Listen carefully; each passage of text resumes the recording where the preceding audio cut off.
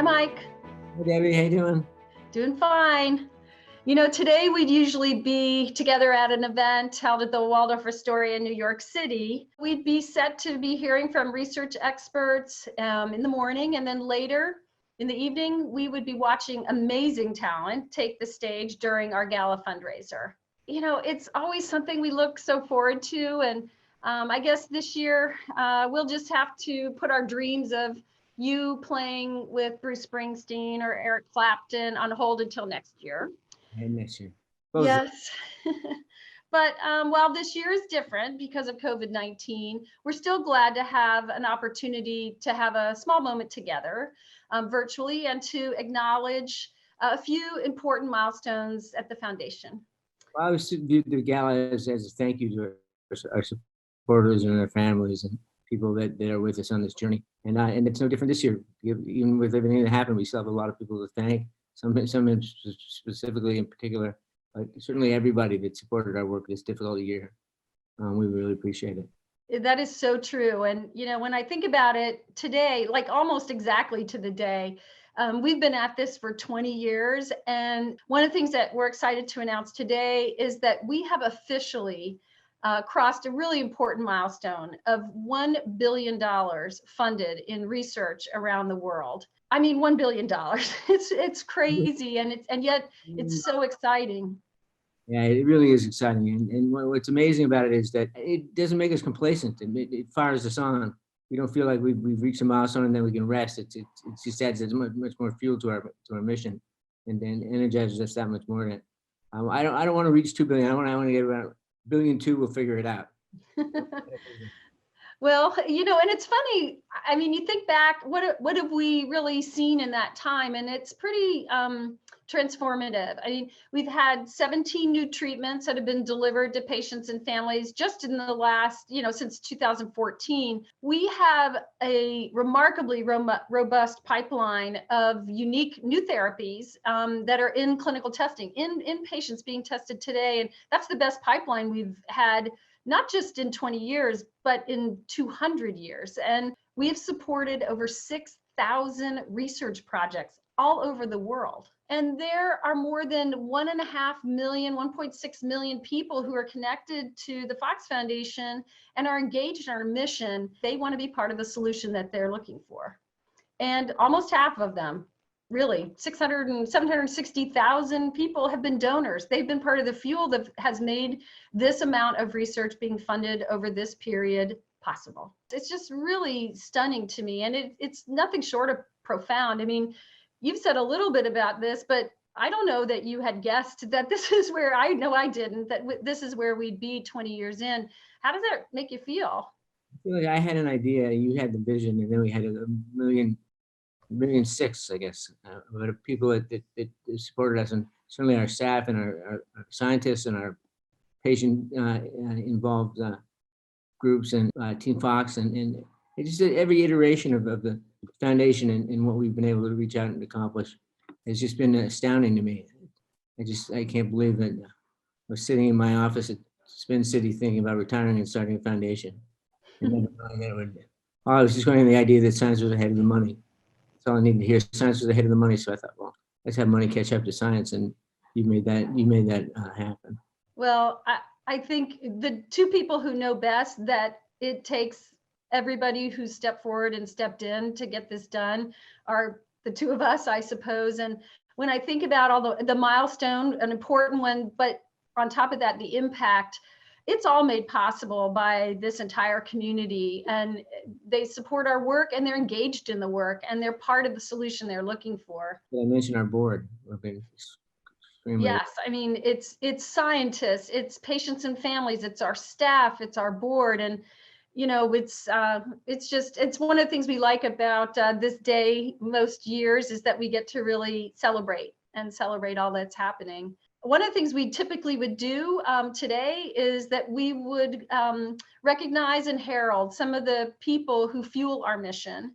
And we're going to start with one of those board members, actually, Lily Safra. Lily has been a profound partner since our earliest days. I know you remember she was one of our founding board members, and her stunning generosity and leadership has supported us in a shared vision to transform what's possible in Parkinson's. And through that experience, she's really made so many significant long-term commitments to some of our most important scientific endeavors. First thing I'd say about Lily is in terms of her philanthropy and her generosity to the foundation is that it's informed generosity. She knows what we're doing, and she understands our mission. She understands the way we're doing it, understands the means to it by which we're accomplishing it, and she supports us fully, generously, and with spirit and with affection. And she's an amazing person. I always really value the time I get to spend with her. I always find her really sharp and smart and challenging and funny, and just generosity of spirit. It's unmatched, and a commitment, a very fierce commitment. You can see it in her eyes. She wants to get this done, and she's going to do everything she can to help us. And I couldn't be more grateful. And it's amazing that we've known her since the beginning. She was one of our first board members. I remember going to see Elton John with her at a benefit for the Edmond J Safra Fund, and she's been just a good friend and a great ally of the foundation. And she couldn't be more deserving of an award or whatever recognition we can give her. We're not worthy. We're not worthy. One thing I know you and I both have seen as a really consistent aspect of her generosity is that her care and her desire and what drives her philanthropy, I believe, are really grounded in her experience being in a Parkinson's family, and her compassion and her empathy, and particularly not just for the patients, but for the caregivers. She really has a deep connection to the lived experience of something like Parkinson's through years and through a family. As we celebrate 20 years of partnership with Lily, we really did feel compelled that this was an opportunity to create an award in Edmond's name. And what does it mean to you to be able to kind of call out this kind of humanitarian generosity? Well, you kind of hit the nail on the head in that it's a way of thanking all caregivers. I think Lily would relate to that we all are part of the family, and we all look out for each other. And those of us affected by Parkinson's know what it's like to have a spouse or a child or an adult, a parent more likely, that has Parkinson's, and what it takes to be a person in their lives. It's helpful, but not making them feel less than, but having empathy and having a strong desire to support and to help. And I mean, it's all that's, it's so hard to describe Lily's impact. She's just a tremendous force, and we're so lucky to have her on our side and a force for our cause. It is my honor and privilege to confer the inaugural Edmond J. Safra Humanitarian Award to Lily Safra. This is in recognition of her life's mission to create a better world for those in need. Hey, Lily.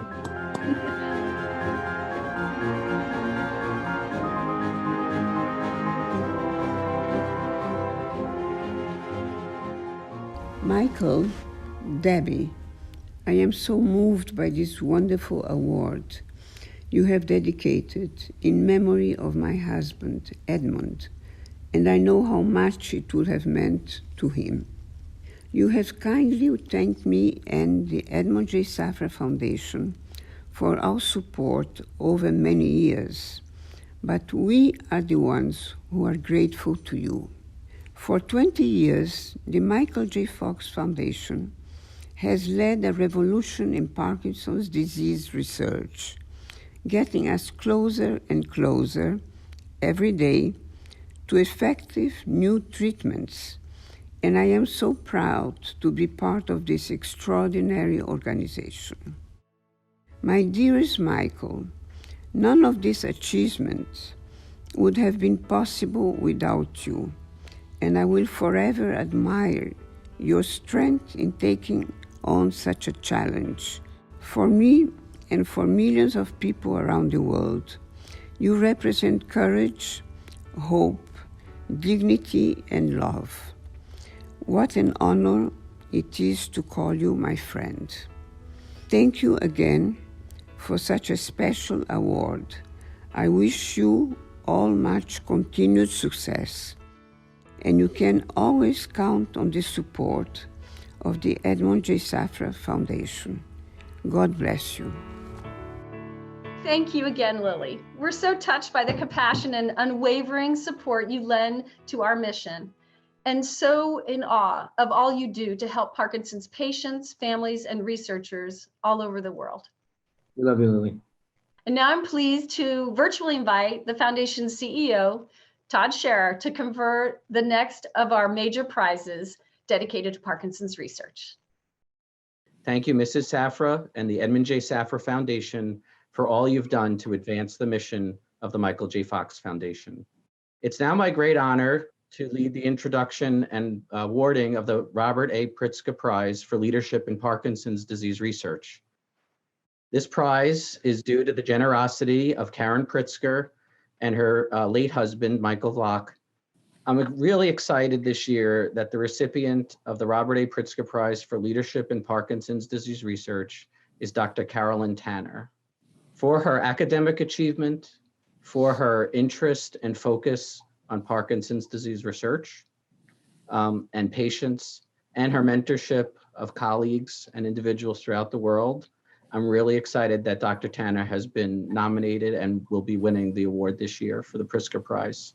Personally, I've treated Carly, whether she's known it or not, as a mentor in how to best conduct ethical, scientific research, and with an incredible focus on patient relevance.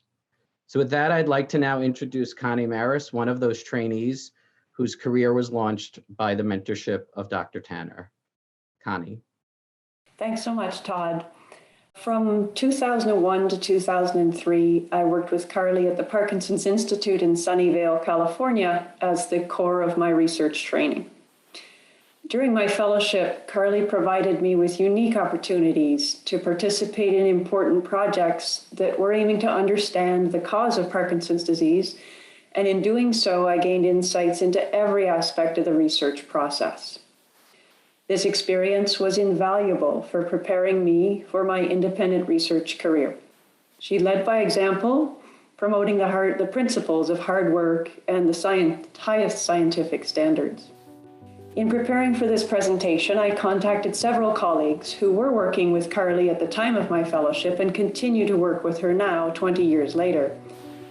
They told me they are dedicated to working with Carly because of her unfailing pursuit of scientific integrity and because of her determination and dedication to the cause of understanding Parkinson's disease and finding treatments. Carly's own contributions to the field of Parkinson's research have been tremendous. And through inspiring and preparing others so well for a research career, that contribution is multiplied. And it's my pleasure then to present the Pritzker Prize to Carly Tanner. And as others have conveyed to me, I agree there's no one more deserving. So hearty congratulations, Carly. Thank you again for all your support over the years and for your commitment to this cause.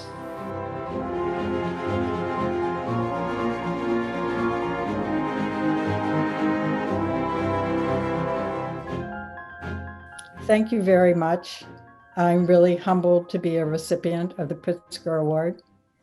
I've been very fortunate throughout my own career to have amazing mentors and teachers and to be able to pass on their wisdom as best I could to people I was training like Connie, and I'm pleased to hear also some way to Todd. Also really grateful to the people with Parkinson's and their families that I've been privileged to know and to learn from. They're really my most amazing teachers. I've been spending much of my career focusing in two areas. One is the relative contributions of environment and genetics to Parkinson's, and the other is developing and evaluating better treatments. And it's really gratifying at this point that those two fields are emerging as we focus on identifying prodromal Parkinson's, people at risk with the ultimate goal of prevention of disease. It's really wonderful that this award will allow me to continue to focus in that area, to be able to understand more about disease prevention, and also to train the next generation of young people, incorporating the voice of people with Parkinson's, people at risk for Parkinson's, and ultimately preventing Parkinson's disease. So thank you very much again. I'm really excited and honored to be able to accept this award. I want to personally congratulate you, Carly, on being the recipient for this year's Pritzker Prize. And on behalf of all the staff at the Fox Foundation and the entire Parkinson's community, thank you for your continued commitment to Parkinson's research and, importantly, to the development of new treatments for Parkinson's disease patients. Thank you. Next, we will go ahead with awarding another research prize, the Bachmann-Strauss Prize for Excellence in Dystonia Research. Here with me to discuss the significance of this award and its recipient are MJFF board member Bonnie Strauss and her husband, Tom Strauss. Thank you, Todd. We're thrilled to be here today, albeit virtually, to celebrate Dr. Bill Dauer and his contributions to dystonia research. When the Bachmann-Strauss Dystonia and Parkinson's Foundation formed a collaborative research partnership with the Michael J. Fox Foundation in 2014, it was our priority to continue to raise public awareness and to focus on dystonia research to bring us closer to a cure for this devastating disease.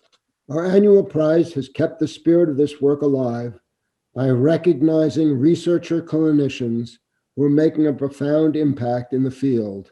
We have known Bill Dauer for many years, not only as a member of our Bachmann-Strauss Advisory Board, but as a neurologist who has committed his career to improving the lives of his patients and the community of individuals living with dystonia. We are extremely honored to be the benefactor of this prize, which will enable Dr. Dauer to continue his work. Thank you, Bonnie and Tom. Now joining us is Bill Dauer and his longtime patient, Elise Weinbaum. Elise? I met Dr. Dauer a decade ago. He was the only one that could diagnose my rare illness, chorea acanthocytosis. I also have dystonia, which Dr. Dauer recommended Botox shots. They felt like rattlesnakes, wasps, and bee stings. They weren't pleasant, but afterwards I was able to eat meals with my husband and children at the dinner table. Dr. Dauer works miracles, and for these reasons, it's my honor to present the Bachmann-Strauss Prize to him. Congratulations, Bill.